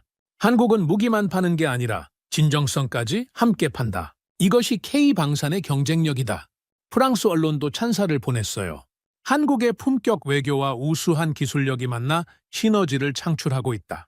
독일에서는 아예 한국을 모델로 삼겠다고 했어요. 우리도 한국처럼 품격 있는 외교를 해야 한다. 그 결과 한국 방산 수출이 역대 최고 기록을 경신했습니다. 올해 K방산 수출이 200억 달러를 넘어설 것 같습니다. 한국 방산청 관계자가 흥분해서 말했어요. 전 세계가 한국을 주목하기 시작했습니다. 단순히 무기 성능 때문이 아니라 품격 때문이었어요. K방산을 사면 기술만 받는 게 아니라 진정한 파트너십을 얻는다. 한국은 약속을 지키는 나라다. 믿을 수 있다. 각국 정부와 군 관계자들이 이렇게 평가했어요. 저는 정말 뿌듯했습니다. 한국이 우리를 도와준 덕분에 전 세계가 한국의 진가를 알아보게 된 거였어요. 그런데 이건 시작에 불과했습니다. 더 큰 감동이 우리를 기다리고 있었거든요. 필리핀 의리함의 성공 이후 2주가 지나자 정말 믿기 어려운 일들이 연달아 벌어졌습니다. 가장 먼저 바뀐 건 국제사회의 분위기였어요. 그동안 필리핀을 무시하던 나라들이 갑자기 관심을 보이기 시작했거든요. 차관님, 미국 국무부에서 연락 왔습니다. 비서가 흥겁해서 달려왔어요. 무슨 내용입니까? 한 필리핀 협력 모델을 연구하고 싶다고 해요. 우리가 어떻게 이런 성과를 얻었는지 궁금하대요. 저는 웃음이 나왔어요. 얼마 전까지만 해도 우리를 외면하던 미국이 이제 와서 관심을 보인다니. 일본에서도 연락이 왔습니다. 필리핀의 해양 안보 전략에 대해 논의하고 싶습니다. 유럽연합도 마찬가지였어요. 필리핀과 포괄적 파트너십을 논의하자는 제안이 들어왔습니다. 하지만 가장 의미 깊은 연락은 한국에서 온 거였어요. 김성호 공사가 직접 전화했습니다. 차관님, 한국 정부에서 양국 관계를 한 단계 더 발전시키고 싶어 합니다. 어떤 방향으로요? 포괄적 전략협력 관계로 격상하자는 제안입니다. 저는 가슴이 벅찼어요.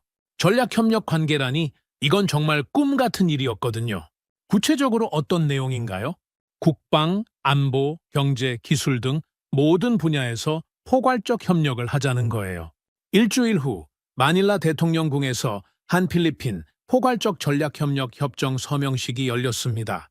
김성호 공사가 한국 정부 특사 자격으로 참석했어요. 저도 필리핀 측 대표로 서명에 참여했습니다. 협정 내용은 정말 포괄적이었어요. 국방 분야에서는 한국이 필리핀 해군 현대화를 지속 지원하기로 했습니다.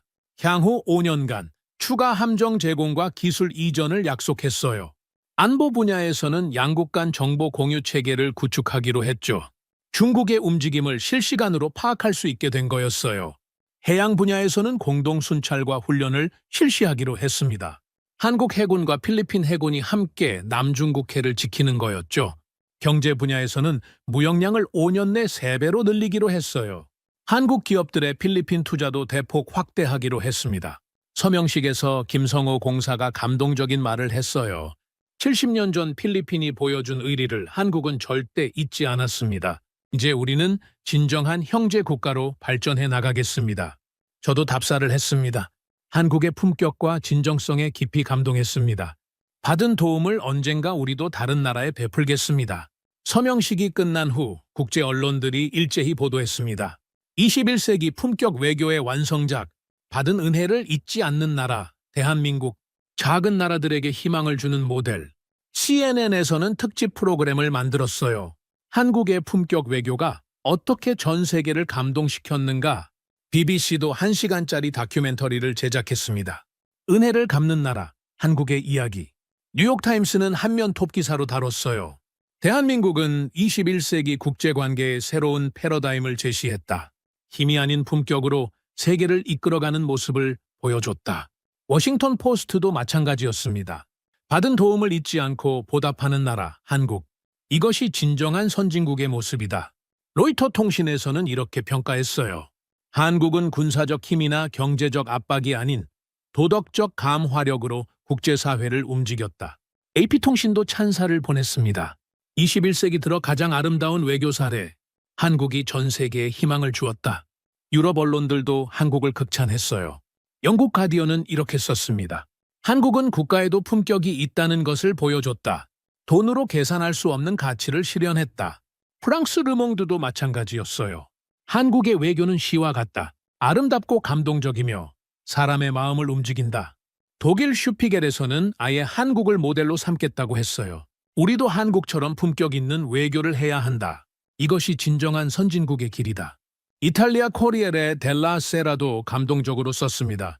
한국은 외교가 예술이 될 수 있음을 보여줬다. 조건 없는 선의가 얼마나 강력한지 증명했다. 아시아 언론들도 놀라워했어요. 일본 아사히 신문은 이렇게 평가했습니다. 한국의 품격 외교 앞에서 일본도 반성해야 한다. 진정한 리더십이 무엇인지 배웠다.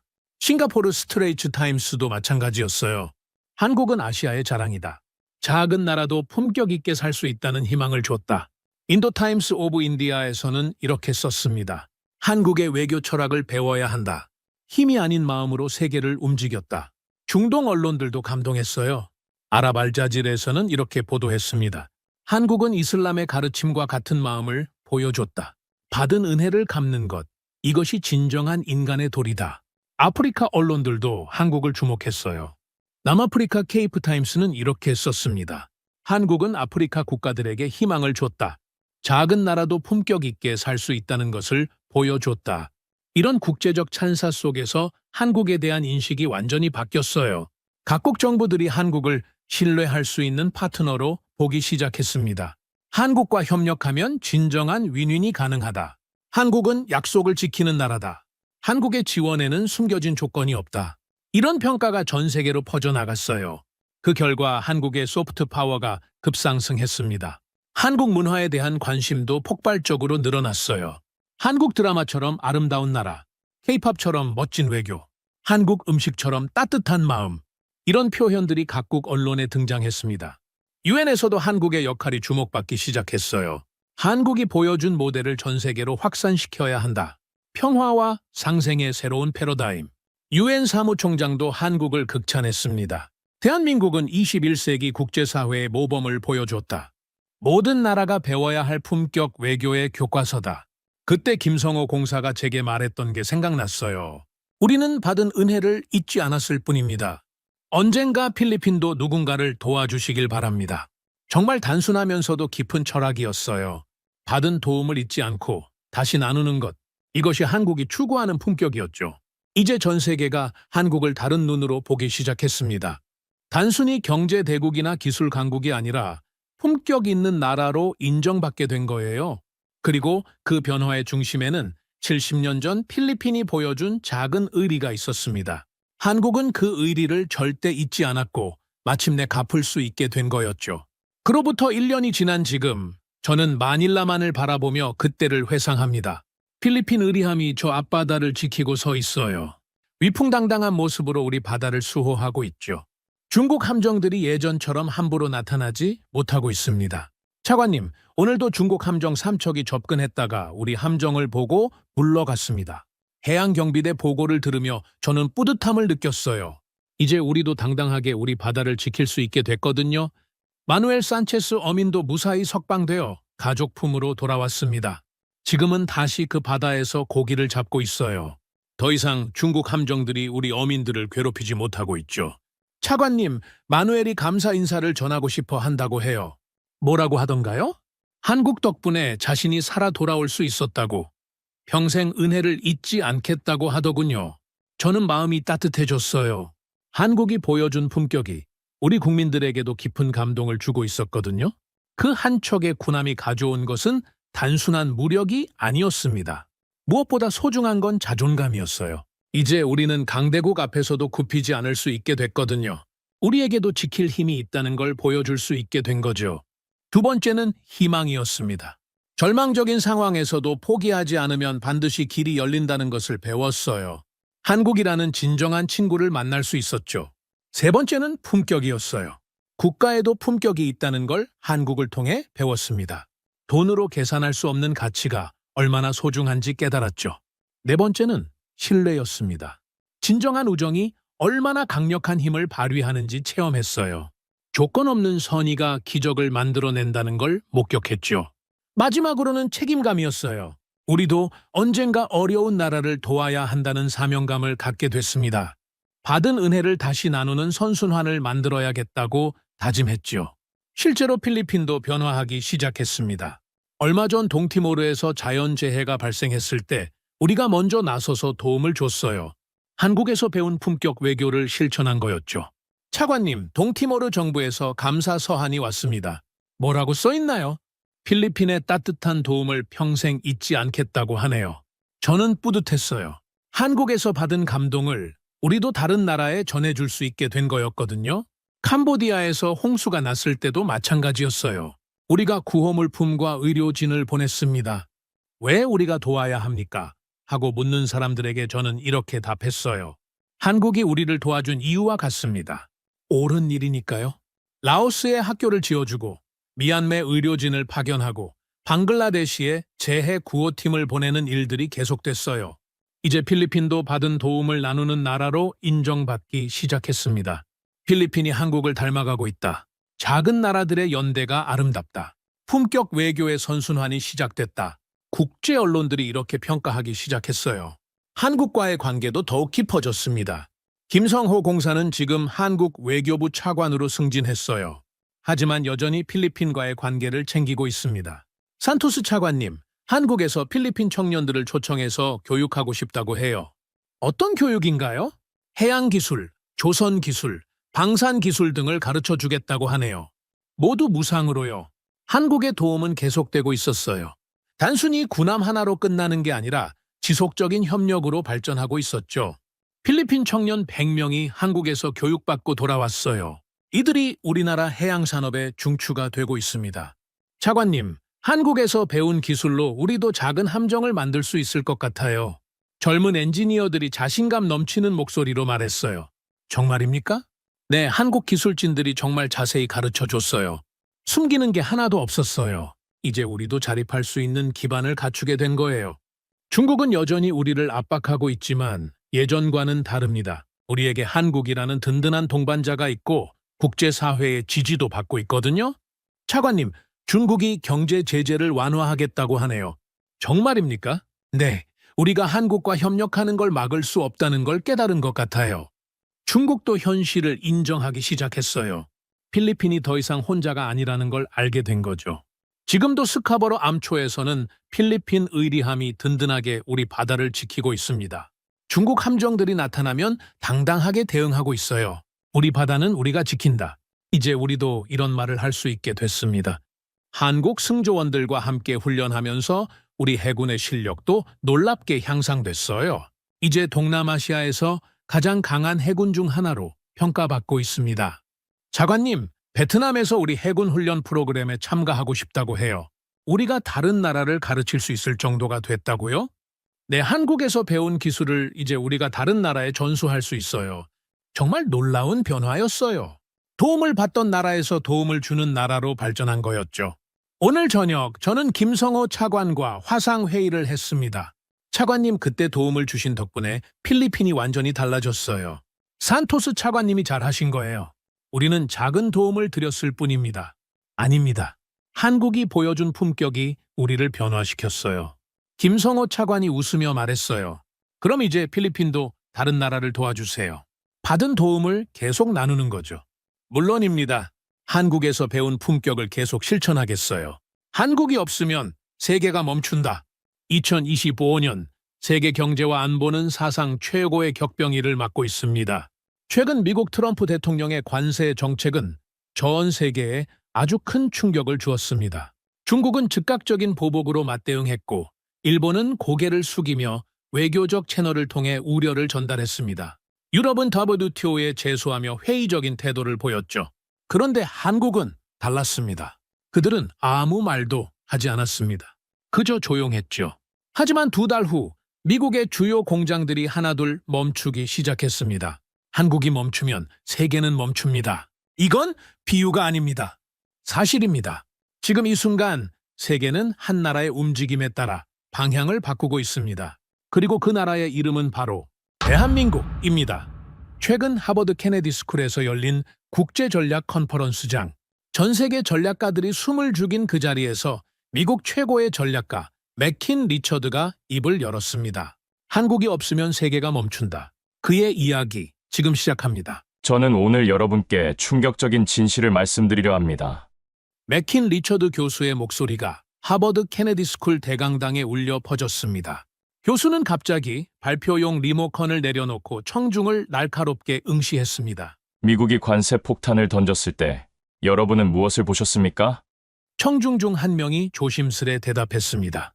중국의 보복이요. 맞습니다.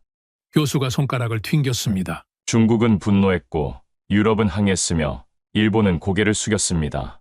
화면에 각국 정상들의 분노한 표정이 차례로 나타났습니다. 그런데 한국은 교수는 잠시 말을 멈추고 청중을 둘러보았습니다. 아무 말도 하지 않았습니다. 일본 대표 나카무라가 코웃음을 쳤습니다. 그들에겐 선택권이 없었겠죠? 교수는 갑자기 나카무라를 향해 걸어갔습니다. 그렇게 생각하십니까? 56일 후 캔자스시티의 자동차 부품 공장에서 무슨 일이 일어났는지 아십니까? 나카무라는 당황한 듯 고개를 저었습니다. 휴대폰 전용 메모리 칩의 품질 검사 지연으로 생산이 중단됐습니다. 같은 날 디트로이트에서는 전기차 배터리 관리 시스템의 펌웨어 업데이트가 필요하다는 통보가 왔고요. 청중이 웅성거리기 시작했습니다. 아무도 이것을 한국의 조치라고 생각하지 않았습니다. 지연, 검사, 업데이트, 일상적인 일처럼 보였으니까요. 하지만 교수는 비밀을 공유하듯 목소리를 낮췄습니다. 모든 지연이 정확히 계산된 것이었습니다.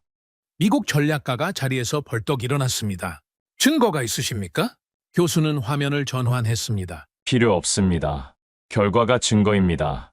56일 만에 미국은 한국과 첨단 기술 협력 강화를 약속했고 관세 정책은 조용히 수정되었습니다. 중국 대표 리 양이 웃으며 물었습니다. 그런 작은 부품들이 그렇게 중요할 수 있습니까? 교수는 리 양을 똑바로 쳐다보며 날카롭게 대답했습니다. 작은 부품이라고요. 강대국의 심장을 멈추게 할 수 있는데도요? 강당이 순식간에 조용해졌습니다. 오늘부터 기억하십시오. 한국은 소리 없이 움직이지만 그 영향력은 폭풍우보다 무섭습니다. 오늘 아침 여러분의 스마트폰으로 무엇을 하셨습니까? 리처드 교수는 자신의 휴대폰을 꺼내 높이 들어올렸습니다. 교수는 갑자기 그것을 바닥에 떨어뜨렸고 청중들이 놀라 숨을 들이켰습니다. 걱정 마십시오. 화면이 깨지지 않았습니다. 교수가 웃으며 말했습니다. 왜 깨지지 않았을까요? 한국의 코닝 강화유리 때문입니다. 교수는 휴대폰을 집어들고 뒷면을 열었습니다. 이 작은 칩, 삼성전자 제품입니다. 이 배터리, LG 에너지 솔루션입니다. 이 디스플레이, 삼성 디스플레이죠. 미국 실리콘밸리 CEO가 손을 들었습니다. 하지만 아이폰은 애플 제품입니다. 정말 그렇습니까? 리처드 교수가 눈썹을 치켜 올렸습니다. 애플 로고는 미국이지만 심장은 한국입니다.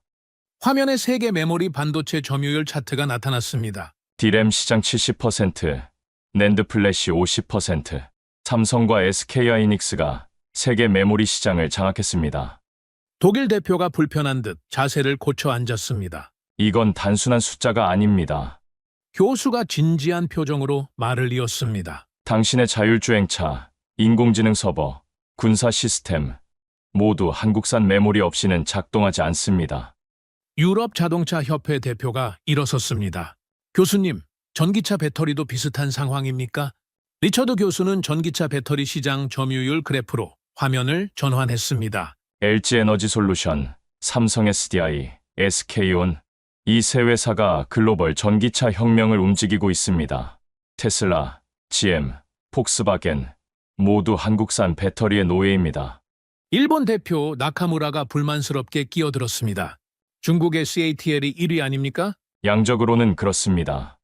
교수가 의미심장하게 대답했습니다. 하지만 BMW, 아우디, 메르세데스가 자존심을 버리고 한국 기업과 손잡는 이유가 무엇일까요? 품질, 안전성, 그리고 미래의 기술 때문입니다. 교수는 지구본을 가리켰습니다. 그리고 이 물건들을 운반하는 배는 어디서 만들까요? 현대중공업, 삼성중공업, 대우조선해양, 세계조선 시장의 절대 강자들입니다. 중국 대표 리 양이 자리에서 일어났습니다. 중국도 선박을 만듭니다만 그렇습니다. 교수가 한 걸음 다가가 말했습니다. 하지만 세계 최대 컨테이너선, LNG선, 초대형 유조선, 이 모든 첨단 선박의 80%는 한국에서 만들어집니다. 청중들 사이에서 불안한 웅성거림이 일었습니다. 여러분, 이건 단순한 산업 경쟁이 아닙니다. 한국이 없으면 세계의 뇌는 생각할 수 없고 심장은 뛰지 않으며 혈관은 막힙니다. 한국이 빠지면 지구가 안 돕니다. 리처드 교수는 무대 중앙으로 천천히 걸어 나왔습니다. 화면에는 거대한 선박 한 척이 바다를 가르는 모습이 나타났습니다. 이것이 세계 최대 컨테이너선 HMM 아레시라스호입니다. 길이 400m, 적재량 24,000톤, 한국에서 건조되었죠.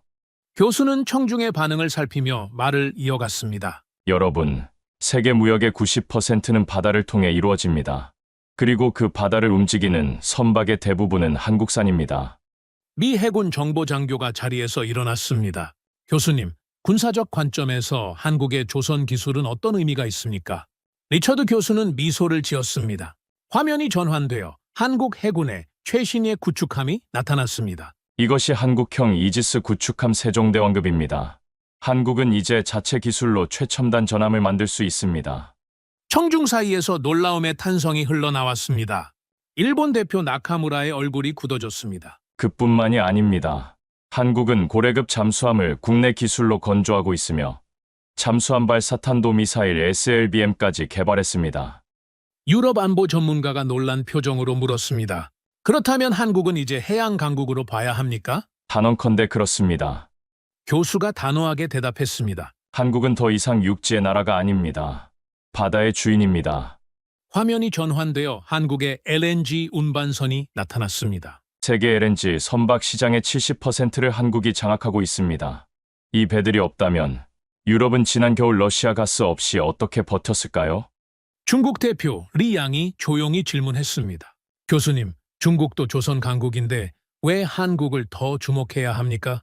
리처드 교수는 두 손을 모으고 리 양을 바라보았습니다. 수량이 아니라 질입니다. 세계 해운사들은 왜 더 비싼 한국 선박을 선택할까요? 기술력과 신뢰성 때문입니다. 교수는 다시 화면을 전환했습니다. 부산항의 거대한 모습이 나타났습니다. 세계 5위 항만 부산, 동부가 물류의 허브입니다. 한국은 배를 만들 뿐만 아니라 바다의 길을 열고 있습니다. 청중들은 점점 더 긴장된 표정으로 교수의 발표를 지켜보았습니다. 여러분, 대한민국은 이제 바다 위에 깃발을 꽂았습니다. 그리고 그 깃발 아래로 세계 무역이 흐르고 있습니다. 리처드 교수는 단상 위에서 갑자기 걸음을 멈추었습니다.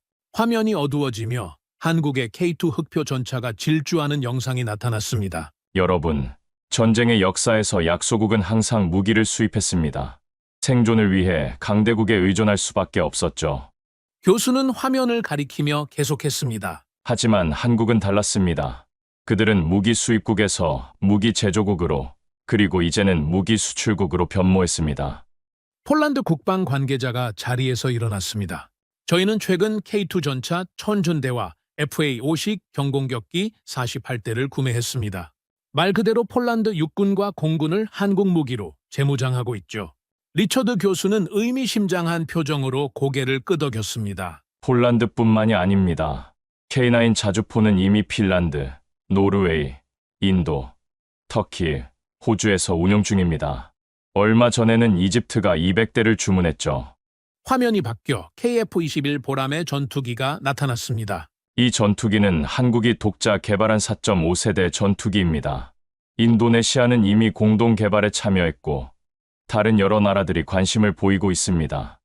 미국 국방부 관계자가 불안한 듯 질문했습니다. 교수님, 그렇다면 한국의 방산 수출 규모는 얼마나 됩니까? 리처드 교수는 화면을 전환했습니다. 세계 방산 수출 순위 차트가 나타났습니다. 2022년 한국은 세계 8위 방산 수출국으로 도약했습니다. 2023년엔 7위, 현재는 6위에 근접하고 있죠. 그리고 폴란드와의 계약만으로 수십조 원이 추가되었습니다. 일본 대표 나카무라가 긴장된 표정으로 물었습니다. 그런 첨단 무기를 독자 개발할 기술력이 있습니까? 물론입니다. 교수는 자신감 있게 대답했습니다. 한국은 세계 최초로 중형 잠수함에 리튬이온 배터리를 탑재했고 레이저 무기 체계도 개발 중입니다. 교수는 잠시 말을 멈추고 청중을 둘러보았습니다. 하지만 한국의 진짜 힘은 민간 기술을 군사적으로 전환할 수 있는 능력입니다. 삼성의 반도체, LG의 배터리, 현대의 엔진 기술, 이 모든 것이 무기 체계에 통합됩니다. 영국 외교관이 조용히 질문했습니다. 그렇다면 한국의 군사력은 실제로 어느 정도입니까? 리처드 교수는 한국의 예비군 훈련 장면을 화면에 띄웠습니다. 한국은 50만 현역 군인과 350만 예비군을 보유하고 있습니다. 징병제와 예비군, 시스템이 만들어낸 국민군대입니다. 이제 그들은 전쟁을 수입하지 않습니다. 만들어냅니다. 리처드 교수는 청중 가까이 다가와 작은 반도체 칩 하나를 들어 올렸습니다. 이 작은 물건이 세계를 지배한다고 해도 과언이 아닙니다. 인공지능, 자율주행차, 슈퍼컴퓨터, 모든 첨단 기술의 두뇌입니다. 화면에 세계 반도체 시장 점유율 차트가 나타났습니다. 메모리 반도체 시장의 70%, 이것이 삼성전자와 SK하이닉스가 차지하는 비율입니다. 세계 AI 혁명의 심장은 한국에서 뛰고 있습니다.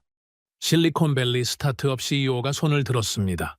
하지만 시스템 반도체는 대만의 TSMC가 주도하지 않습니까? 교수는 고개를 끄덕였습니다. 맞습니다. 하지만 추세를 보십시오. 삼성전자는 이미 3나노 공정을 상용화했고 2나노 개발에도 속도를 내고 있습니다. 게임은 아직 끝나지 않았습니다. 화면이 전환되어 전기차 배터리 생산 라인이 나타났습니다. LG에너지솔루션, 삼성 SDI, SK온, 이 세 기업이 세계 전기차 혁명을 움직이고 있습니다. 테슬라도, GM도, 폭스바겐도 한국 배터리 없이는 한 발짝도 움직일 수 없습니다. 독일 자동차 협회 대표가 불안한 듯 물었습니다. 교수님, 한국이 차세대 전고체 배터리 개발에서도 앞서 있습니까? 퀀텀엑스라는 이름의 프로젝트를 아십니까? 교수가 반문했습니다. LG와 삼성은 이미 전고체 배터리 시제품을 테스트 중입니다. 충전 시간은 절반, 주행거리는 2배, 화재 위험은 제로에 가깝습니다. 청중 사이에서 놀라움의 탄성이 흘러나왔습니다. 그리고 OLED 디스플레이 시장은 어떨까요? 세계 시장의 90% 이상을 한국이 장악하고 있습니다. 여러분의 최신 스마트폰, TV, 노트북, 모두 한국산 디스플레이입니다. 중국 대표 리 양이 의문을 제기했습니다. 교수님, 중국도 빠르게 추격하고 있지 않습니까? 리처드 교수는 미소를 지었습니다. 기술 경쟁은 마라톤입니다. 한국이 새로운 기술을 개발할 때마다 경쟁자들은 따라잡기 바쁩니다. 한국은 이미 다음 레이스를 준비하고 있죠. 교수는 화면을 바이오 의약품 생산 시설로 전환했습니다. 삼성바이오로직스는 세계 최대 바이오 의약품 위탁 생산 기업이 되었습니다. 코로나, 백신 생산에도 참여했죠. 한국의 기술력은 이제 생명 영역까지 확장되고 있습니다. 리처드 교수는 청중을 향해 의미심장한 시선을 던졌습니다. 여러분, 모든 첨단 기술의 내부에는 Made in Korea가 있습니다. 눈에 보이지 않지만 세계는 한국의 두뇌로 움직이고 있습니다. 리처드 교수는 갑자기 교단을 떠나 청중 사이로 걸어 들어갔습니다. 그리고 한 학생에게 물었습니다. 어제 저녁에 무엇을 보셨나요? 당황한 학생이 대답했습니다. 넷플릭스에서 한국 드라마를 봤어요. 설렘의 맛이라는. 교수는 만족스러운 미소를 지었습니다. 바로 그겁니다. 교수는 다시 단상으로 돌아가며 말했습니다. 한국 드라마, K-팝, 영화, 이것들은 단순한 엔터테인먼트가 아닙니다. 총 없이 세계를 정복하는 무기입니다.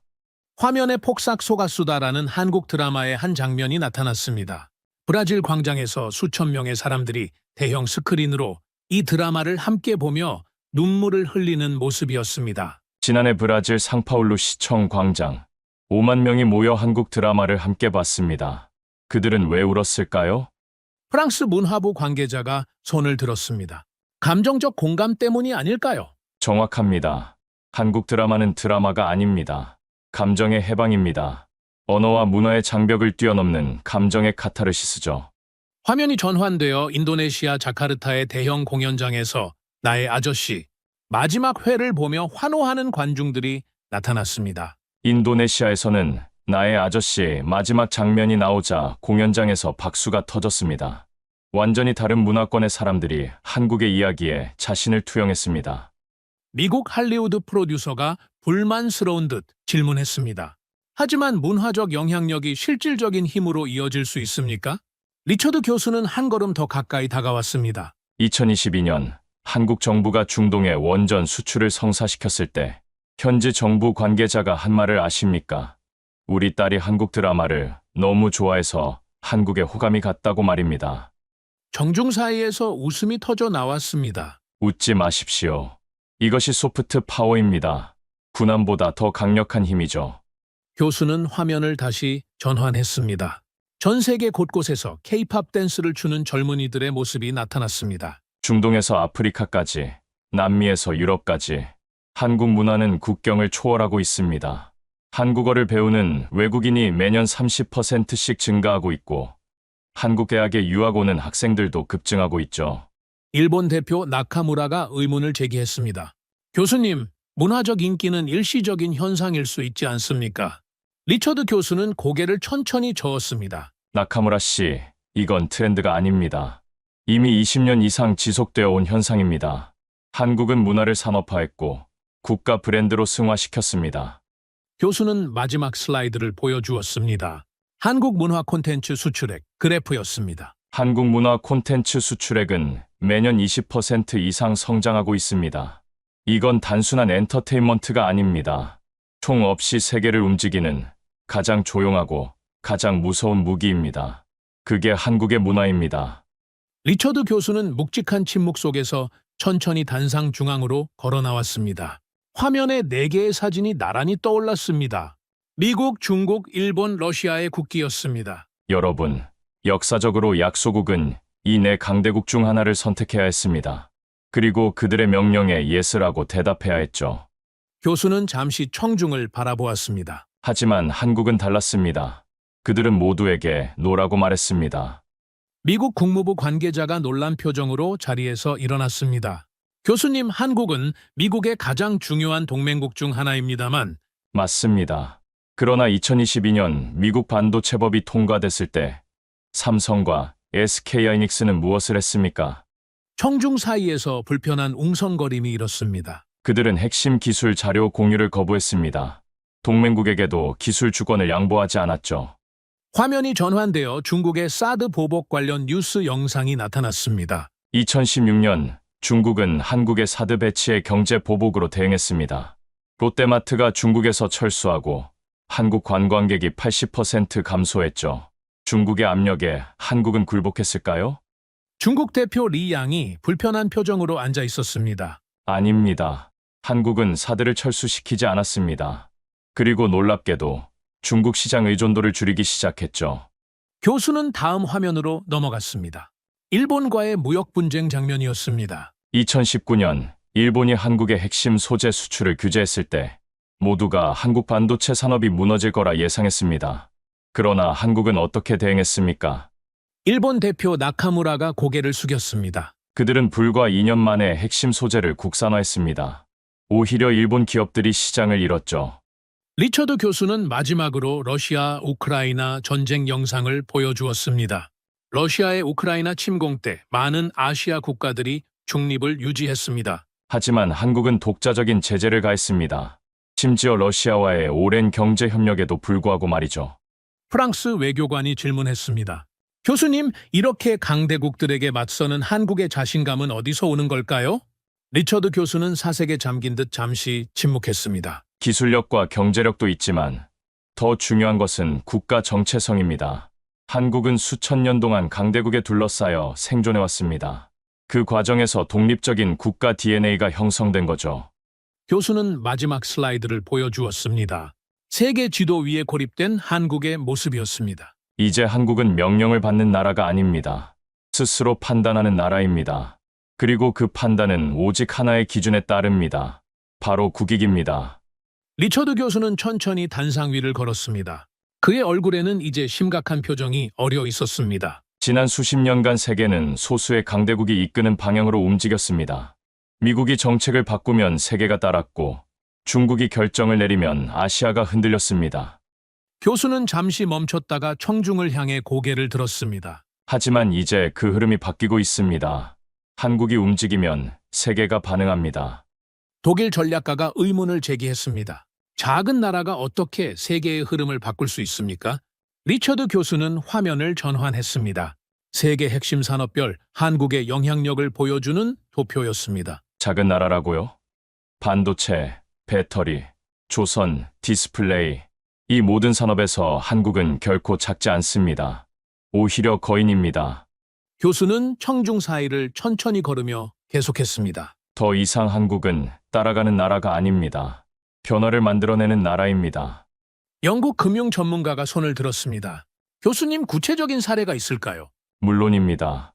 몇 년 전 한국의 반도체 기업들이 차세대 메모리 투자를 결정했을 때 전 세계 기술 투자 방향이 바뀌었습니다. 한국의 전기차 배터리 표준이 글로벌 스탠다드가 되었고 한국의 문화 콘텐츠는 세계 엔터테인먼트 산업의 방향을 재정의했습니다. 미국 전략가가 불안한 듯 질문했습니다. 그렇다면 미래의 세계 질서에서 한국의 위치는 어떻게 될까요? 리처드 교수는 의미심장한 미소를 지었습니다. 더 이상 강대국과 약소국이라는 이분법은 유효하지 않습니다. 한국은 새로운 범주의 국가입니다. 핵심 국가라고 부를 수 있겠죠. 화면이 전환되어 세계 지도가 나타났습니다. 주요 산업별로 핵심 결정권을 가진 국가들이 표시되어 있었고 한국이 여러 영역에서 빛나고 있었습니다. 한국이 방향을 전환하면 세계의 중심축이 움직입니다. 이제 세계는 한국의 결정에 귀를 기울이고 있습니다. 일본 대표 나카무라가 마지막 질문을 던졌습니다. 그렇다면 교수님, 한국은 이 새로운 힘을 어떻게 사용할 것이라고 보십니까? 리처드 교수는 청중을 둘러보며 천천히 대답했습니다. 역사가 그 답을 알려줍니다. 한국은 전통적으로 침략자가 아니라 건설자였습니다.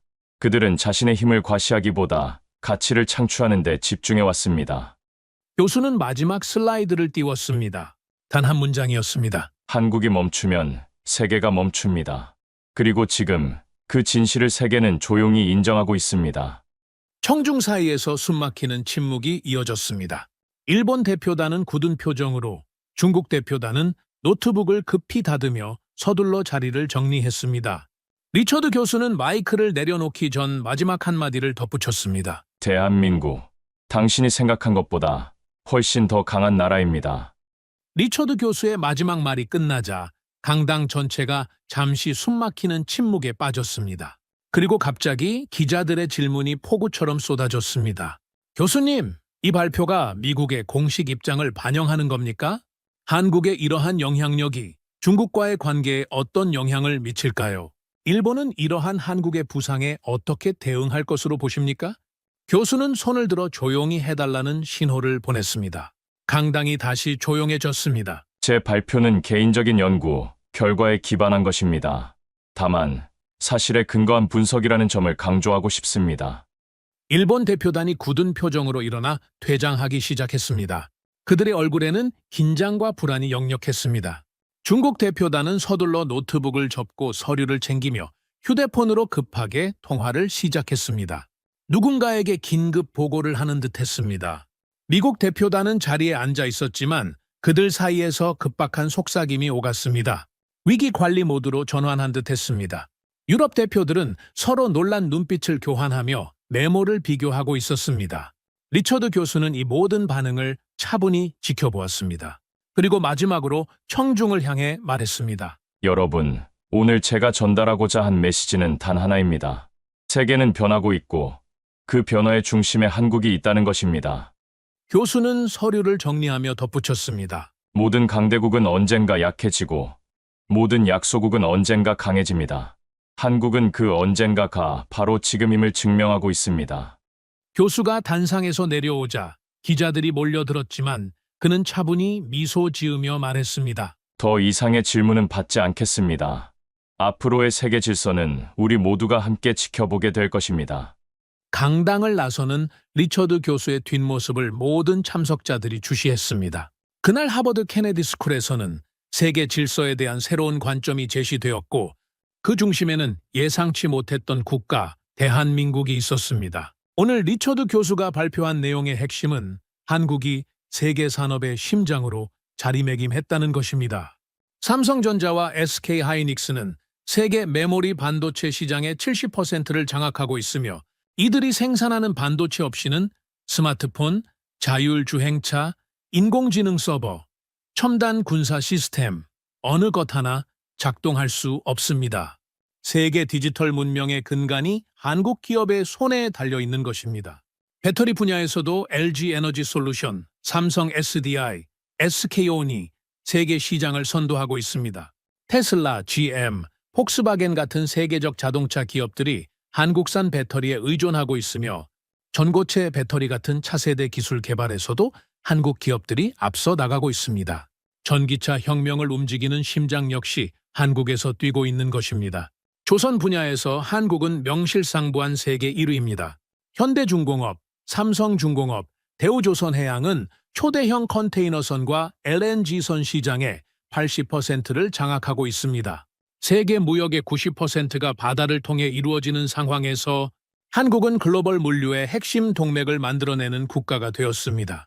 국방 분야에서도 한국은 자주 국방을 넘어 무기 수출국으로 급부상했습니다. K2 전차, K9 자주포, FA-50 경공격기, KF-21, 보람의 전투기 등 독자 개발한 무기 체계들이 폴란드, 노르웨이, 인도, 터키, 호주 등 세계 각국으로 수출되고 있습니다. 과거 무기를 수입하던 나라가 이제는 전쟁을 제조하는 나라로 변모한 것입니다. 한국의 문화적 영향력도 놀라운 수준에 이르렀습니다. 한국 드라마와 K-팝은 언어와 문화의 장벽을 뛰어넘어 전 세계인의 감정을 사로잡고 있습니다. 브라질 광장에서 폭삭 소가수다를 함께 보며 울고 인도네시아에서 나의 아저씨에 환호하는 모습은 한국 문화의 세계적 영향력을 보여주는 단적인 예입니다.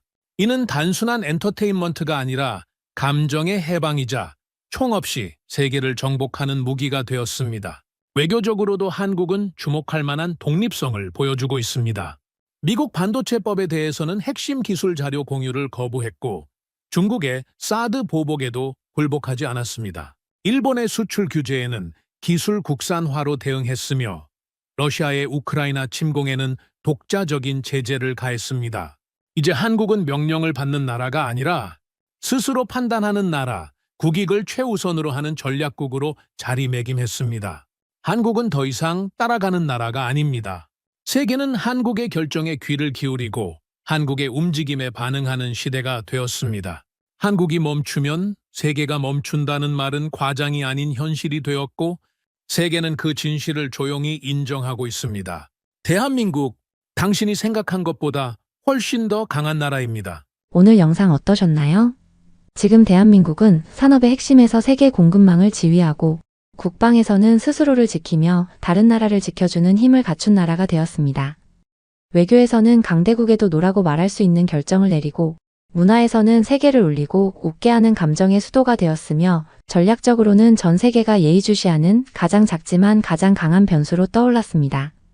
그리고 이 모든 변화의 중심에는 우리 대한민국이 있습니다. 흐름을 따르던 나라에서 흐름을 바꾸는 나라로. 한국이 없으면 세계가 멈춥니다. 오늘의 사연은 여기까지입니다. 구독과 좋아요는 영상 제작에 아주 큰 힘이 됩니다. 지금까지 감동테라스 저는 소희였습니다. 오늘도 우리 구독자님들의 가정에 따뜻한 행복이 가득하시길 진심으로 바라겠습니다. 긴 영상 끝까지 시청해주셔서 정말 감사합니다. 내일 더 좋은 이야기로 찾아뵙겠습니다. 감사합니다.